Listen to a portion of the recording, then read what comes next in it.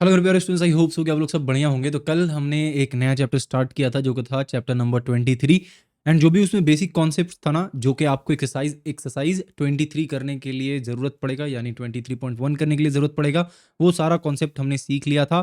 साथ ही साथ कुछ टर्म्स मैंने आप लोगों को इंट्रोड्यूस करवाया था, like sine theta, cos theta, tan theta, cosec theta and cot theta और सेक थीटा।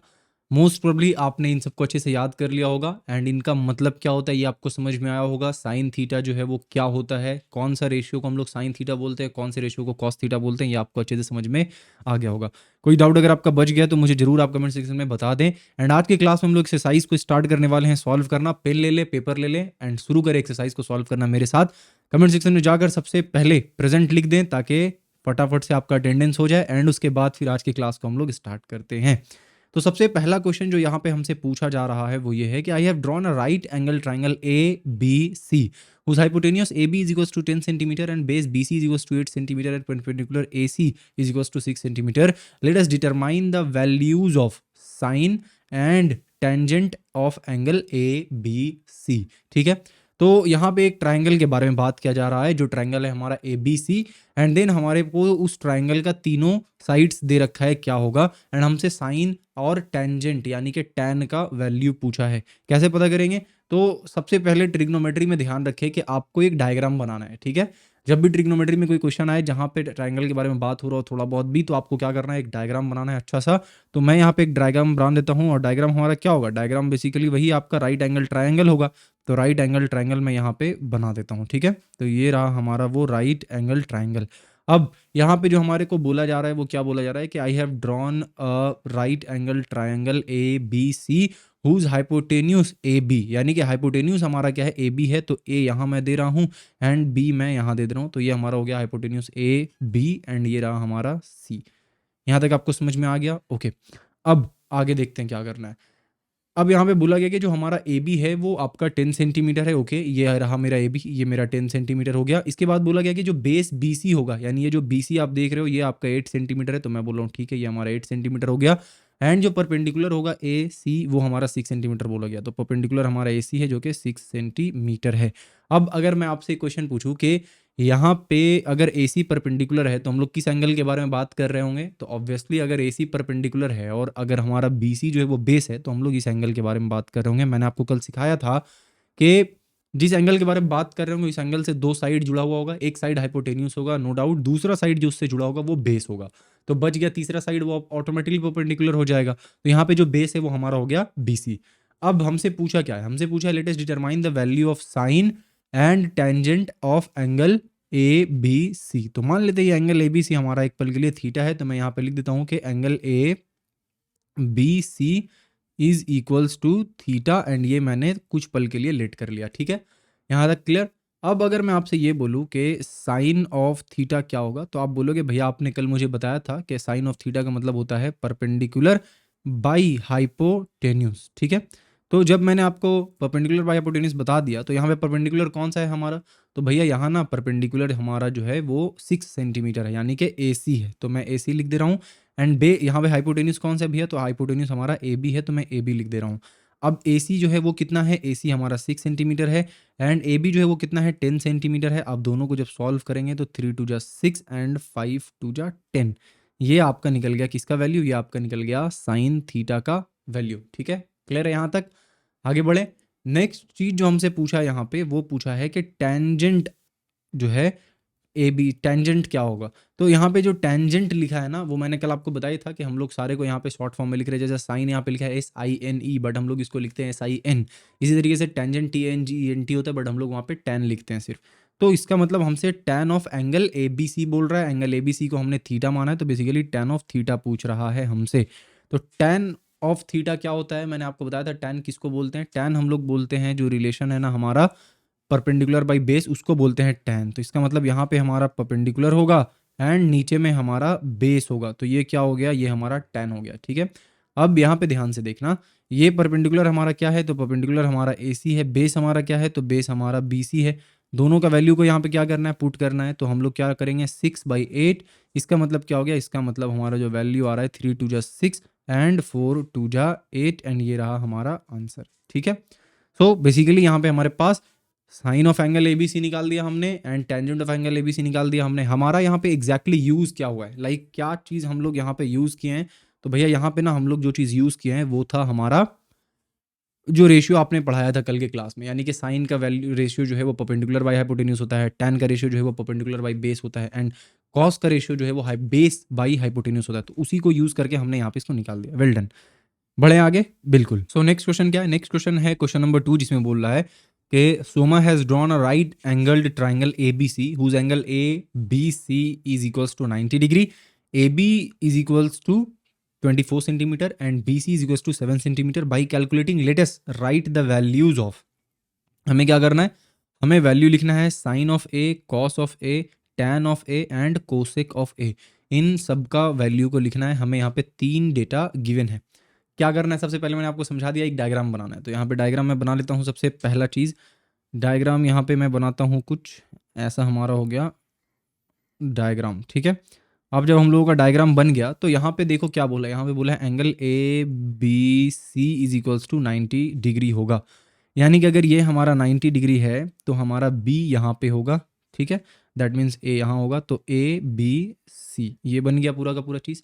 नेक्स्ट आगे हमसे क्या बोला है? आगे हमसे यहाँ पे बोल रहा है कि आप ये बताओ कि हमारा जो पहले एक चीज़ और दिया हुआ है कि ए बी जो है हमारा वो 24 सेंटीमीटर होगा, ठीक है, एंड बी सी जो है मेरा वो 7 सेंटीमीटर है। तो ए बी जो है वो मेरा 24 सेंटीमीटर है, यानी ये मेरा 24 सेंटीमीटर हो गया।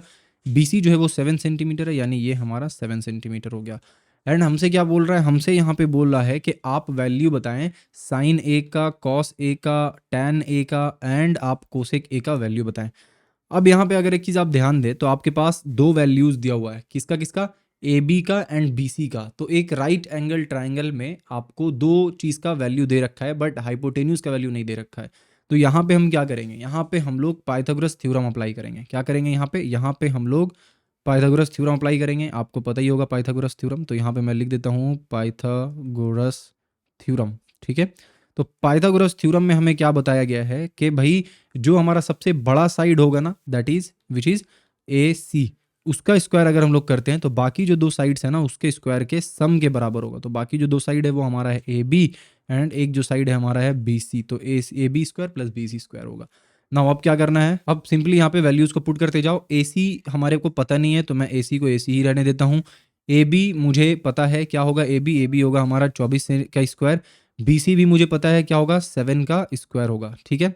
नाउ ए सी को ऐसे ही रहने देते हैं, ये आपका रूट अंडर चला जाएगा। अगर मैं यहाँ पे कैलकुलेट करूँ कि 24 का स्क्वायर कितना होता है, तो 24 का स्क्वायर कितना होगा? 24 का स्क्वायर कितना होगा भाई? 24 का स्क्वायर होगा 576। तो मैं यहाँ पे लिख देता हूँ 576 प्लस 7 का स्क्वायर कितना होता है? हम लोगों को पता है 49 होता है। तो अगर मैं इसको 49 से ऐड कर दूँ तो हमारा 625 आ रहा है, यानी कि जो ए सी है वो आपका कितना है? 625 रूट अंडर है, ठीक है। अब मुझे ये पता करना है कि रूट अंडर 625 का वैल्यू क्या होता है। तो रूट अंडर 625 का वैल्यू होता है 25। तो इसका मतलब ए सी जो है हमारा कितना है? 25 है, ठीक है। तो आपने क्या किया? आपने यहाँ पे थर्ड वाला जो चीज़ है उसका वैल्यू नहीं दिया हुआ था, आपने पहले उसका वैल्यू निकाला, ठीक है। क्योंकि अगर हमें साइन का वैल्यू पता करना है तो साइन क्या होता है? साइन होता है परपेंडिकुलर बाय हाइपोटेन्यूज। बट इस ट्रायंगल में मेरे को हाइपोटेन्यूज पता ही नहीं है, इसका मतलब पहले मुझे हाइपोटेन्यूज निकालना होगा, जिसके लिए मुझे पहले पाइथागोरस थ्योरम अप्लाई करना होगा। एंड जब हम लोग पाइथागोरस थ्योरम अप्लाई कर चुके हैं पहले, आफ्टर दैट हम लोग क्या करेंगे? उसके बाद हम लोग सॉल्व करेंगे, साइन का वैल्यू निकालेंगे, ठीक है। तो यहाँ पे मैं क्या कर रहा हूँ कि मुझे बोला है कि साइन ऑफ एंगल ए, तो एंगल ए का मतलब कहीं ना कहीं इस वाले एंगल के बारे में बात किया जा रहा है। तो अगर यहाँ पे एंगल ए के बारे में बात किया जा रहा है, अगर एंगल ए के बारे में बात किया जा रहा है तो मैं यहाँ पे लिखूंगा कि with respect to angle A, with respect to angle A, B C जो है हमारा वो क्या है? परपेंडिकुलर हो जाएगा, ठीक है ना। क्योंकि एंगल के सामने वाला साइड परपेंडिकुलर और एंगल से जो टच किया हुआ साइड है वो क्या होता है? Hypotenuse and base. तो हाइपोटेन्यूज तो ए सी है तो बेस ए बी को होना पड़ेगा। तो ये हमारा हो गया परपेंडिकुलर। नेक्स्ट जो हमारा यहाँ पे ए बी है, ये हमारा क्या होगा? यहाँ पे ये हमारा हो जाएगा बेस। एंड जो हमारा ए सी है ये क्या हो जाएगा? ये हमारा हो जाएगा हाइपोटेन्यूज, ठीक है ना। यहाँ तक समझ में आ गया आपको? चलो वेल डन। तो अब हमने ये पता कर लिया परपेंडिकुलर कौन सा होगा, बेस कौन सा होगा, हाइपोटेन्यूज कौन सा होगा with respect to angle A. Now जो मेन काम हमारा अब है वो क्या है? वो है इन सब का एक एक करके वैल्यू निकालना। तो मैं अगर यहाँ पे लिखूँ साइन ऑफ एंगल ए, तो इसका मतलब क्या हो जाता है, इसका मतलब ये हो जाता है कि परपेंडिकुलर बाई बेस हो जाता है, ठीक है। अब जो परपेंडिकुलर बाई बेस मैं यहाँ पे लिख रहा हूँ, तो मुझे परपेंडिकुलर का वैल्यू पता करना है। परपेंडिकुलर BC है, BC का वैल्यू हमारे को 7 सेंटीमीटर दे रखा है, तो मैं 7 लिख दे रहा हूँ। एंड जो हमारा सॉरी बेस नहीं, यहाँ पे आपका हाइपोटेन्यूस होगा ना, हाइपोटेन्यूस, ठीक है। एंड हाइपोटेन्यूस हमने कितना निकाला है, 25 निकाला है, तो साइन ए का वैल्यू निकल गया कि 7/25 होगा। इसी तरीके से नेक्स्ट चीज क्या है हमारा, कॉस ए, तो मैं यहाँ पे लिखता हूँ कॉस ए। कॉस ए में हमें क्या लिखना है, कॉस ए में हमें लिखना है भाई, ऊपर में बेस लिखना है एंड नीचे में हमें हाइपोटेन्यूस लिखना है, तो नीचे में मैं यहाँ पे हाइपोटेन्यूस लिख देता हूँ। बेस बाई हाइपोटेन्यूस क्या होगा, तो बेस हमें पता है 24 है, हाइपोटेन्यूस हमने निकाला है कि 25 होगा। बेस यहाँ पे कौन सा है देख लो आप, बेस यहाँ पे AB है, AB का वैल्यू यहाँ पे 24 दिया हुआ है। नेक्स्ट चीज हमें क्या निकालना है, नेक्स्ट चीज हमें निकालना है tan A, तो tan A निकाल लेते हैं। tan A का मतलब क्या हो गया कि base by perpendicular by base हो जाएगा, तो परपेंडिकुलर बाई बेस में लिखता हूँ एंड इसका वैल्यू पुट कर दूंगा। परपेंडिकुलर कितना है हमारा 7 है, बेस कितना है हमारा 24 है, खत्म। नेक्स्ट चीज क्या है, नेक्स्ट चीज है हमारा कोसेक ए। तो कोसेक ए जो है वो कौन है भाई, तो कोसेक ए जो है ना वो जस्ट साइन का रेसिप्रोकल है, ठीक है। तो साइन का रेसिप्रोकल का मतलब क्या हो गया, 1/sin A में लिख सकता हूँ इसको, ठीक है। आप चाहो तो यहाँ पे वो चीज़ पुट करके भी बना सकते हो इसको, लाइक आप आराम से यहाँ पे ऊपर में हाइपोटेन्यूस बाई परपेंडिकुलर लिख के उसके बाद उसका वैल्यू लिख दो, बट मैं आपको थोड़ा सा कॉन्सेप्ट डालना चाह रहा हूँ आपके दिमाग में कि जो कोसेक है ना वो साइन का रेसिप्रोकल है। तो मैं यहाँ पे कोसेक की जगह पे क्या कर रहा हूँ, हाइपोटेन्यूस बाई परपेंडिकुलर ना लिखकर 1/sin A लिख रहा हूँ। एंड 1/sin A का मतलब हो गया कि जो साइन का वैल्यू है जो कि आपका 7/25 था उसका रेसिप्रोकल कर देना है, जो कि 25/7 हो जाएगा। एंड ये हमारा वो आंसर है जो हमें चाहिए था, राइट। बढ़िया, चलो आई होप कि आपको ये वाला क्वेश्चन भी अच्छे से समझ में आ गया होगा। नाउ मूव करते हैं नेक्स्ट क्वेश्चन पे। नेक्स्ट क्वेश्चन में क्या बोला है कि if in a right angle triangle ABC, angle C is equals to 90 degree, BC is equals to 21 units and AB is equals to 29 units, then let us find the values of sine A, cos A, sine B and cos B। वही एकदम simple सा फंडा जो हम लोग करते आ रहे हैं। सबसे पहले एक ट्राइंगल बनाएंगे जो कि आपका राइट एंगल ट्राइंगल होगा, तो मैं यहाँ पे एक राइट एंगल ट्राइंगल मैं बना देता हूँ, ठीक है यहाँ तक ओके। अब ये हमारा हो गया एंगल जो कि आपका 90 डिग्री होगा। मुझे बोला है कि एंगल C जो है वो 90 डिग्री है, तो ये रहा हमारा एंगल C, ठीक है। इसका मतलब क्या हो गया, इसका मतलब यहाँ पे ये हो गया कि अब BC जो है वो 21 है और जो हमारा AB है वो कितना है, वो हमारा है 29, ठीक है। तो यहाँ पे हमारा, अब यहाँ पे एक कन्फ्यूज़न है आपके पास, देखो क्या कन्फ्यूज़न है मैं आपको बता रहा हूँ। आप ऐसे कर सकते हो, A यहाँ लिख सकते हो, B यहाँ लिख सकते हो, ठीक है, अच्छे से समझना। A यहाँ लिख सकते हो, B यहाँ लिख सकते हो, C यहाँ पे हो गया पहला। दूसरा चीज़ आप क्या कर सकते हो, दूसरा चीज़ आप ऐसे कर सकते हो कि आप यहाँ पे A लिख दो, यहाँ पे B लिख दो, तो क्या हो गया ABC। इस तरीके से भी ये जा सकता है, ठीक है। तो अब यहाँ पे मैं क्या लिखूँगा वो चीज़ आपको एक बार सोचना है। तो अगर अच्छे से आप देखो तो यहाँ पे अगर मैं लिख दूँ नॉर्मली, लेट्स से यहाँ पे मैं A लिख रहा हूँ, तो A B एंड ये हो गया C, ठीक है। ए बी हमारा कितना है, ए बी हमारा 29 यूनिट है, तो मैं यहाँ पे 29 यूनिट लिख दे रहा हूँ, ठीक है। इसके अलावा हमारे को BC दे रखा है, BC जो है वो हमारा 21 यूनिट है, तो मैं यहाँ पे इसको 21 यूनिट लिख दे रहा हूँ सिंपली, ठीक है। नेक्स्ट क्या करेंगे, नेक्स्ट हम लोग यहाँ पे AC का वैल्यू लिखाएंगे। मैं यहाँ पे ABC किस डायरेक्शन में लिखा हूँ, तो मैं यहाँ पे ABC क्लॉकवाइज डायरेक्शन में लिखा हूँ, ठीक है, सिंपल।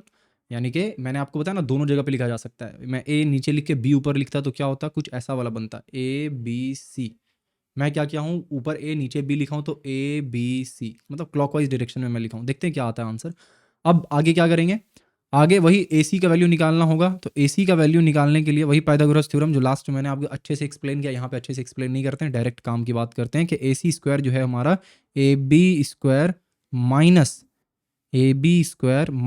BC स्क्वायर होगा, ठीक है। यहाँ तक समझ आ रहा है। AB स्क्वायर बोले तो कितना हो गया 29 का स्क्वायर, तो 29 का स्क्वायर होता है 841, तो 841 में लिखता हूँ माइनस BC बोले तो 21 का स्क्वायर, तो 21 का स्क्वायर मैं यहाँ पे लिखता हूँ जो कि आपका 441 हो रहा है, 441। नाउ 841 को 441 से आप हटा दो तो क्या बच जाएगा हमारे पास, 400 बच जाएगा। एंड AC जो है वो आपका क्या हो जाएगा, AC आपका √400 हो जाएगा, जो कि कुछ नहीं बल्कि आपका 20 का स्क्वायर है, ठीक है। यानी कि जो आपका AC है वो कितना है, वो है 20 यूनिट, ठीक है। यहाँ तक एकदम अच्छे से क्लियर है। अब क्या पूछा जा रहा है, अब हमसे पूछा जा रहा है कि sign A cos A sine B cos B, यानी अब तक जो हम लोग करते आ रहे थे वो एक एंगल ले रहे थे, साइन ए अगर ले रहे तो सबको ए कर रहे, बट यहाँ पे ना दोनों एंगल्स के रिस्पेक्ट में हमसे पूछा है, तो एक एक करके निकालते हैं। एंगल ए के रिस्पेक्ट में अगर हम लोग देखें तो यहाँ पे मैं लिखूंगा कि विथ रिस्पेक्ट टू, यानी अगर मैं शॉर्टकट यहाँ पे बनाने की कोशिश करूँ तो विथ रिस्पेक्ट टू, ठीक है। तो with respect to angle A अगर मैं देखूं तो यहाँ पे जो हमारा बी सी है ना वो क्या हो जाएगा, वो हमारा परपेंडिकुलर हो जाएगा, ठीक है। एंड जो हमारा ए सी है वो बेस हो जाएगा, ठीक है। ए सी हमारा क्या हो जाएगा, बेस हो जाएगा। एंड जो हमारा हाइपोटेन्यूस है वो क्या है, ए बी है, तो ए बी जो है हमारा क्या हो जाएगा, यहाँ पे हाइपोटेन्यूस हो जाएगा with respect to angle A. But अगर मैं यहाँ पे लिखूँ with respect to angle B लिखता हूँ तो with respect to angle B क्या हो जाएगा, with respect to angle B hypotenuse तो वही रहेगा जो पहले था, बट यहाँ पे चेंज क्या होगा, चेंज यहाँ पे होगा कि ए सी जो है अब क्या हो जाएगा, परपेंडिकुलर हो जाएगा, ओके। एंड जो हमारे पास बी सी है वो क्या हो जाएगा, बेस हो जाएगा। यहाँ तक क्लियर है, बढ़िया। तो दोनों के रिस्पेक्ट में आपको समझ में आ गया कि कौन सा बेस होगा कौन सा परपेंडिकुलर होगा, बिकॉज कल मैंने आपको पढ़ाया था कि एंगल के रिस्पेक्ट में बेस और परपेंडिकुलर दोनों चेंज होता है। नेक्स्ट यहाँ पे एक स्लाइड लेते हैं और सिंपल सा काम करते हैं कि साइन ऑफ एंगल ए निकालते हैं। साइन ऑफ एंगल ए निकालेंगे तो हम लोग क्या लिखेंगे, वही परपेंडिकुलर लिखेंगे डिवाइडेड बाई बेस लिखेंगे, बट यहाँ पे हमें परपेंडिकुलर कौन सा है वो देखना ज़रूरी है। तो एंगल ए के रिस्पेक्ट में जो परपेंडिकुलर है वो है हमारा बी सी, तो मैं यहाँ पे लिखता हूँ B C. Next angle A के रिस्पेक्ट में जो बेस है हमारा वो है हमारा ए सी, तो यहाँ पे मैं लिखता हूँ ए सी। नेक्स्ट क्या करेंगे, नेक्स्ट हम लोग बी सी और ए सी का वैल्यू पुट करेंगे। बी सी हमारा 21, ए सी हमारा है 20, तो मैं क्या लिखूंगा 21, सॉरी अगेन बार बार मैं यहाँ पे हाइपोटेन्यूस को बेस लिख दे रहा हूँ, यहाँ पे हमारा साइन में हाइपोटेन्यूस होगा, ओके। तो हाइपोटेन्यूस क्या है, हाइपोटेन्यूस है हमारा 29 यूनिट्स और साइड ये कौन सा है, ए बी है, तो मैं यहाँ पे ए बी लिखता हूँ। एंड यहाँ पे हमारा हो गया 29 यूनिट्स, तो ये हो गया साइन ए का वैल्यू, ठीक है, इतना यूनिट। नेक्स्ट दूसरा जो हमारा चीज़ है वो कौन सा है, वो है कॉस ए। तो कॉस ए मैं यहाँ पे लिख दे रहा हूँ, कॉस ए आपका क्या होगा, कॉस ए हमारा बेस बाई हाइपोटेन्यूस होगा, ठीक है। नाउ बेस बाई हाइपोटेन्यूस लिख चुका हूँ मैं। बेस यहाँ पे हमारे एंगल ए के रिस्पेक्ट में कौन सा है, तो ए सी है, तो मैं यहाँ पे ए सी लिख दे रहा हूँ बेस। एंड परपेंडिकुलर हाइपोटेन्यूस वही ए बी है। ये इतना क्वेश्चन इसलिए करवाया जा रहा है ताकि आपका कॉन्सेप्ट क्लियर हो कि एंगल के रिस्पेक्ट में कैसे हमारा जो परपेंडिकुलर है और बेस है वो चेंज हो रहा है, ठीक है। मतलब ऐसा ना हो कि आप खिचड़ी बना दो दोनों को, आपको पता होना चाहिए कि कौन से एंगल के रिस्पेक्ट में कौन सा बेस है, कौन सा एंगल के रिस्पेक्ट में कौन सा परपेंडिकुलर है। तो यहाँ पे ए सी का वैल्यू जो है हमने निकाला जो कि आपका है 20, तो यहाँ पे मैं 20 लिख दे रहा हूँ। And base again hypotenuse again वही 29 है, तो ये रहा हमारा कॉस ए का वैल्यू। ना अब सेम चीज़ करना है बट विथ डिफरेंट एंगल। अब हमें क्या करना है, साइन बी का वैल्यू निकालना है। साइन बी का वैल्यू अगर मैं निकाल रहा हूँ तो यहाँ पे भी मैं वही लिखूंगा, परपेंडिकुलर बाई हाइपोटेन्यूस ही लिखूंगा, बट नाउ परपेंडिकुलर है चेंज्ड। अब परपेंडिकुलर हमारे पास क्या है, परपेंडिकुलर हमारा ए सी बन चुका है और हमारा ए बी जो है वो तो हाइपोटेन्यूस ही है, जो कि आपका 20/29 होगा। ये हो गया एक, ठीक है। दूसरा जो हमारे को कॉस बी दे रखा है उसका वैल्यू निकालना है, तो कॉस बी भी अभी भी बेस बाई हाइपोटेन्यूस ही होगा, लेकिन यहाँ पे जो मेन चीज़ है वो ये है कि हमारा बेस चेंज हो गया है। एंड बेस हमारा अब क्या हो गया, बी सी हो गया, B C by A B हो गया। इसका मतलब क्या हो गया, 21/29 यूनिट्स होगा, ठीक है। समझ आ गया आपको, तो ये वो चारों आंसर है जो आपको चाहिए था। बस एक चीज़ यहाँ पे दिमाग में रखना है कि बार बार मैं बात को रिपीट कर रहा हूँ ताकि आपके दिमाग में एकदम घुस जाए कि विथ रिस्पेक्ट टू एंगल जो हमारा बेस है और परपेंडिकुलर है वो चेंज होगा, ओके। नाउ अब नेक्स्ट क्वेश्चन को करते हैं। नेक्स्ट क्वेश्चन क्या है हमारा, नेक्स्ट क्वेश्चन में हमसे बोला है कि अगर if cos theta is equals to 7/25 then let us determine the values of all trigonometric ratios of angle theta. मतलब समझ रहे हो, मतलब ये है कि हमें cos ऑफ थीटा का वैल्यू दे रखा है, क्या दे रखा है, cos ऑफ थीटा का वैल्यू हमें दे रखा है विच इज 7/25, ठीक है। हमसे क्या बोल रहा है, हमसे बोल रहा है कि आप साइन थीटा का वैल्यू निकालो। आप यहाँ पे cos थीटा का तो मैं दे ही चुका हूँ, आप यहाँ पे tan थीटा का वैल्यू निकालो, आप कोसेक थीटा का भी वैल्यू निकालो, आप सेक थीटा का वैल्यू निकालो एंड आप कॉट थीटा का वैल्यू निकालो, ठीक है। कैसे करेंगे इसको अप्रोच, एकदम सिंपल सा चीज़ जो मैं अभी आपको सिखा रहा हूँ उसको दिमाग में रख के इसको आगे चलते हैं। देखो कॉस थीटा का मतलब क्या होता है, तो कॉस थीटा का मतलब होता है हमारा के परपेंडिकुलर, नहीं ना, नहीं, तो कॉस थीटा का मतलब होता है हमारा बेस बाई हाइपोटेन्यूज, ठीक है, क्लियर है यहाँ पे।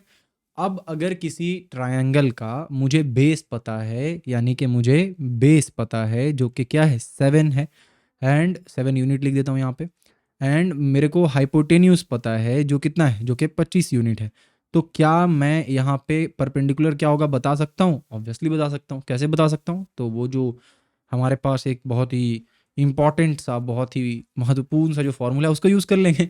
एंड वो कौन सा है? वो है हमारा क्या, हाइपोटेन्यूज का स्क्वायर जो है वो परपेंडिकुलर का स्क्वायर एंड बेस के स्क्वायर के बराबर होता है। तो हाइपोटेन्यूज का स्क्वायर जो है वो हो जाएगा 25 का स्क्वायर, बेस का स्क्वायर परपेंडिकुलर का स्क्वायर ऐसे ही रह जाता है, और बेस का स्क्वायर जो है वो आपका हो जाएगा 7 का स्क्वायर। नाउ पी को एक तरफ अगर मैं रखता हूँ तो क्या बचेगा? बचेगा 25 का स्क्वायर माइनस 7 का स्क्वायर, यानी कि कुल मिला के बात यह है कि 625 माइनस 7 7 जा 49। इसका मतलब क्या हो गया कि P is equals to root under, अगर मैं यहाँ पे 625 माइनस 49 करूँ तो कितना आएगा? 625 माइनस 49, ये हमारा आ गया 576। देखना यह है कि 576 किसका रूट है, तो 576 जो है वो बेसिकली 24 होगा यहाँ पे, ठीक है।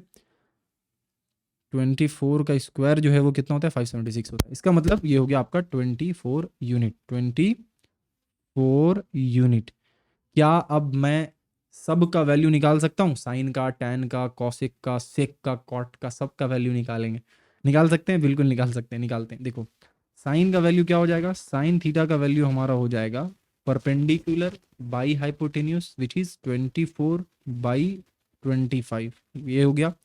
नेक्स्ट टैन का वैल्यू निकाल सकते हैं क्या? बिल्कुल। टैन क्या होता है?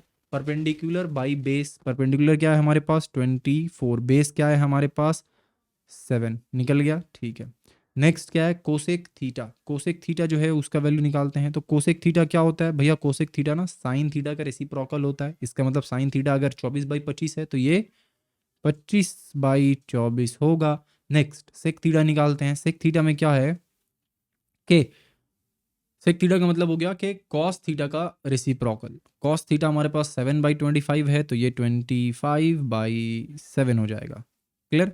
नेक्स्ट हमसे बोला है कॉट थीटा। तो कॉट थीटा क्या होता है? आइदर आप कॉट थीटा का वैल्यू निकालो, अदरवाइज टैन थीटा का रेसिप्रोकल कर दो विच इज 7/24। निकल गया सारा का सारा वैल्यूज। एंड आई होप कि आपको ये वाला क्वेश्चन भी समझ में आया होगा। देखो अब तक जो करते आ रहे थे, हमारे को ट्रायंगल का अलग अलग वैल्यूज दे रखा था कि ये ट्रायंगल का ए बी साइड है, ये बी सी साइड है, बट अभी जो दे रखा है वो हमें एक रेशियो दे रखा है, एंड उस रेशियो से हम लोग सारा रेशियो को निकाल लिए। सिंपल सा तरीका, ऐसा क्वेश्चन हो सकता है आपके एग्जाम में आए, अच्छे से इसको प्रैक्टिस कर लेना आप, ठीक है। नाउ आज का लास्ट क्वेश्चन हम लोग करते हैं, क्वेश्चन नंबर 5। क्या बोला है क्वेश्चन नंबर 5 में? क्वेश्चन नंबर 5 में बोला है कि अगर cot theta is equals to 2 then let us determine the value of tan theta and sec theta, ठीक है, and show that 1 plus tan square theta is equals to sec square theta. तीन चीज sorry. Cot theta का value आपको दे रखा है कि 2 होगा। आप बताएं टेन थीटा का वैल्यू क्या होगा, सेक थीटा का वैल्यू क्या होगा। साथ ही साथ ये भी आप प्रूव करें कि 1 प्लस टैन स्क्वायर थीटा जो है और कुछ नहीं बल्कि सेक स्क्वायर थीटा के बराबर होता है। कैसे करेंगे? देखो सबसे पहली बात, जो कॉट थीटा का वैल्यू 2 दे रखा है वो एक्चुअल में 2 नहीं है, बल्कि कॉट थीटा का वैल्यू हमें दे रखा है 2/1।